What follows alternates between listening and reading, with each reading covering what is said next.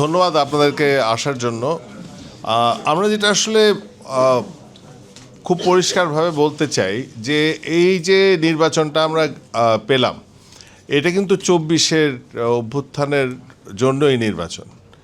এটা কোনোভাবেই শুধু একটা সংসদ নির্বাচন না। এই জিনিসটা কিন্তু আমাদের রাজনৈতিক দল, আমাদের জনগণ সবাই কিন্তু এই জিনিসটা বুঝি বা বোঝা উচিত। এটা ভুলে গেলে চলবে না। এখন আমরা যখন বলি ২৪-এর অভ্যুত্থানের ফলেই যে এই নির্বাচন, এটা বলতে আমরা এটাই বুঝাই যে ২৪-এর অভ্যুত্থান হওয়ার পর থেকে আমরা দেখি বা রাস্তায় আমরা গ্রাফিটিগুলি যখন দেখি, আমরা দেখি যে এখানে সংস্কারের আকাঙ্ক্ষা কিন্তু পুরাটাই ছিল। সেই যে আমরা যখন নিরাপদ সড়ক আন্দোলন করছিলাম, তখন কিন্তু বাচ্চারা লিখছিল যে রাষ্ট্রের মেরামত চলছে।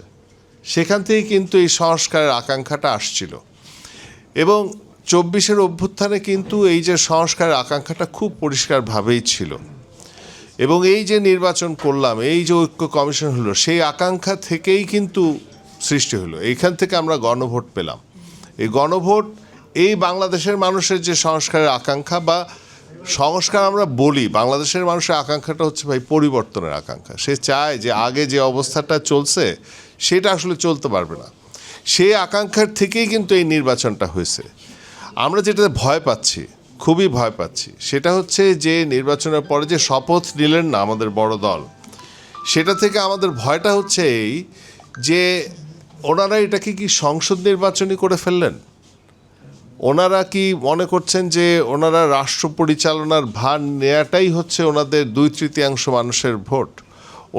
ওনারা কি ভুলে যাচ্ছেন যে গণভোট হয়েছে? আমাদের সবার দায়িত্ব হচ্ছে, আপনারা সংবাদ মাধ্যমে যারা আছেন, বাংলাদেশের নাগরিক হিসাবে যারা আছেন, যারা অ্যাক্টিভিজম করছেন, রাজনৈতিক দল করছেন, সবার দায়িত্ব হচ্ছে এই জন আকাঙ্ক্ষাটাকে বাস্তবায়নের জন্য চাপ সৃষ্টি করা। আমরা খুব ভয় পাই কেন বলি আপনাকে, যে এত আমরা ঐক্য কমিশন, এত সংস্কার আলাপের পরে নির্বাচনী মাঠে কিন্তু আমরা এই পরিবর্তন সংস্কারের আলাপটাকে ওন করতে কাউকে দেখলাম না তেমনভাবে। রাজনৈতিক দলগুলি মনে হলো যে ওনারা নির্বাচনী করছেন, ওনারা আসলে সংস্কারটাকে ভুলে গেছেন। আমরা মনে করি বাংলাদেশের মানুষ দ্ব্যর্থহীন কণ্ঠে বলেছে যে না, সে পরিবর্তন চায় এবং দায়িত্বটা হচ্ছে এই সংসদের, তারা একটা এই পরিবর্তনগুলি করবেন। সেটার মানে পথ নির্দেশও কিন্তু দেওয়া হয়েছে, সেটা হচ্ছে একটা সংস্কার সভা নির্বাচন। আইনি প্যাচের ভিতরে ঢুকিয়ে এইটাকে ডিলে করা, এটাকে ছোট করা, এটাকে গৌণ করার কোনো আসলে উপায় নাই।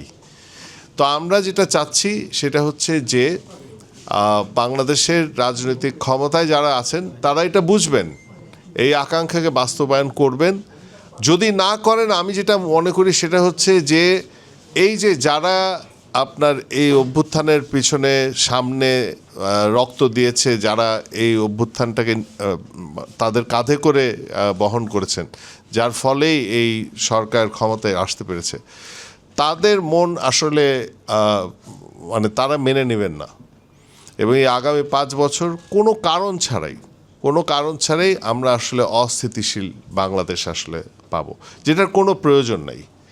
সুতরাং আইনের বা এই ধরনের এক্সকিউজের ভিতর না থেকে ওনারা আসলে এই সংস্কার বাস্তবায়ন করবেন, এটাই হচ্ছে আমাদের আকাঙ্ক্ষা এবং করেন যাতে সেটার সেই জন্য চাপ সৃষ্টি করার চেষ্টা আমরা থাকবো এবং আমরা আশা করব যে আপনারা যারা এখানে আছেন, যারা এখানে নাই, যারা মিডিয়া আছেন, তারা এই জিনিসটাকে মাথায় রাখবেন। এটা একটা জাতীয় গুরুত্বপূর্ণ বিষয়।